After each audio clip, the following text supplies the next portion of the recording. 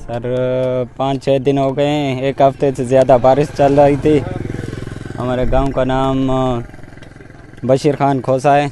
11 दिन हो गए हैं रोड पर बैठे हुए हैं। 11 बंदे हैं, हमारी फैमिली है, बहुत बड़ी फैमिली है। सामान बहुत सारा हमारा बह गया है, माल मवेशी कुछ कुछ बचा के लेके आए हैं। अभी इधर उधर से ला रहे हैं, हुकूमत ने तो अभी तक टेंट ही नहीं दिया है। कभी ये आते हैं राशन दे के जाते हैं, चावल वगैरह, कभी ऐसे गुजारा करते हैं, कभी ऐसे खाली पेट सो जाते हैं, कभी दिन को मिलता है कुछ, ऐसे गुजारा सफ़र चल रहा है। यानी कि जो महकमा मौसमियात ने इनको पहले यानी कि 10-15 दिन पहले ही बता दिया था कि हमारे इंतज़ामिया को कि भाई यहाँ पे जो है बलूचिस्तान के अंदर जो है वो बारिशें जो है इस मरतबा जो है मानसून बारिशें ज़्यादा होंगी, तो इन्होंने कोई भी ऐसा प्रोग्राम नहीं किया ताकि जो है वो इस पानी को जो है यहाँ से निकाल सके।